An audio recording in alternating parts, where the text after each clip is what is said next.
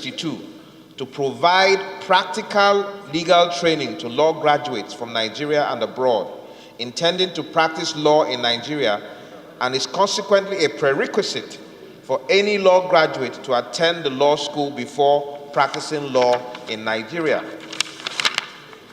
The House is alarmed at the exponential increase in law school fees over the last couple of years to a mind-boggling basic school fees for the 2016-2017 session of 250,000 and 295,000 naira for Bar Part 1 and Bar Part 2 Nigerian law graduates, which with additional compulsory payments usually increases to between 320,000 to 350,000 respectively, and then a basic school fees of 1.145 million and 620,000 for Bar Part 1 and Bar Part 2 law graduates from abroad, which increases to between 1.120 to 700,000 respectively when you include other compulsory payments, in addition to the compulsory requirement of a laptop for each student for the typically one-year session, and additional costs for feeding, academic materials, and general upkeep. The House is also alarmed that for an institution that is funded annually by the federal government, there appears to be no resolve to assuage the suffering of majority of Nigerian law students who cannot afford the fees, and others who have to resort to borrowing, sale of property and belongings, begging, illegal, indecent, and extremely demeaning actions, sometimes at the cost of their lives, all in an attempt to raise the required amount for the fees, which in some instances are more than what some law graduates paid for their entire undergraduate education.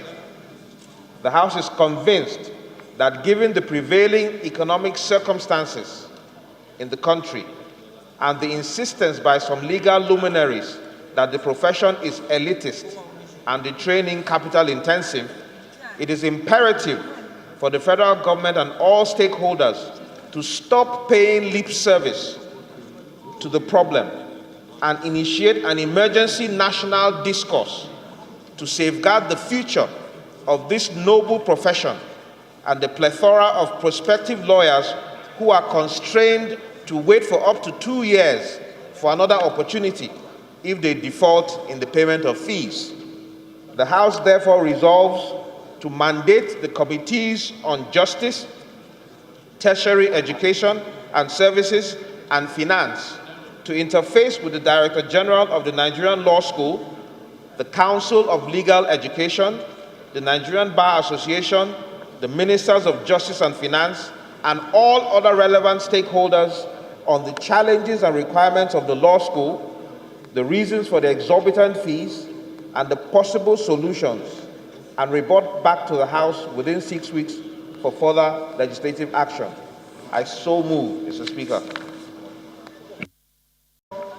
I will be sounding like a broken record if I say that all of us have been inundated with demands from our constituencies from law school students. It has become an annual event for groups of law students to approach honorable members for funding to assist with the law school fees.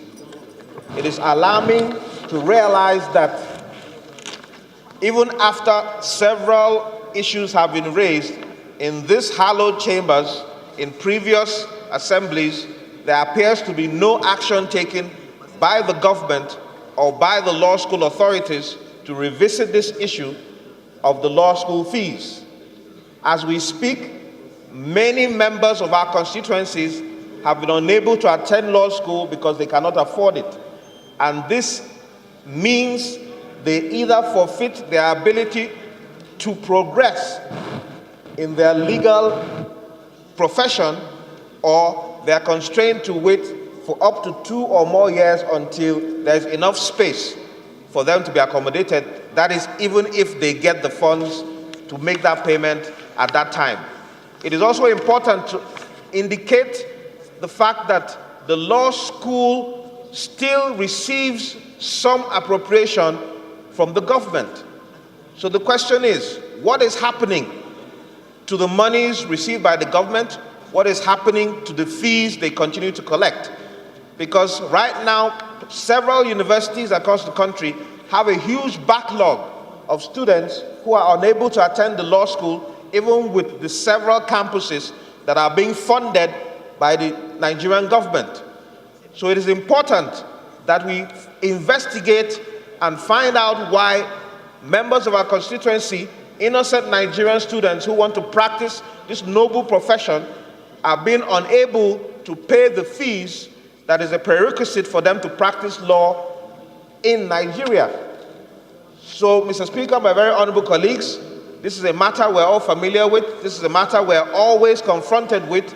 And I think it is important for this 8th Assembly to make a difference in the lives of the law students in Nigeria by putting a permanent solution to this issue. How many Nigerians today can afford to pay school fees of in excess of 400,000 naira with other requirements that include a laptop and other attendant materials that they need to use? So, Mr. Speaker, my honorable colleagues, I'll appreciate your supporting this motion so we can look at a permanent solution in this 8th Assembly to this recurring decimal that we have been unable to tackle in this country. Thank you very much. Those against it say nay. The ayes have it.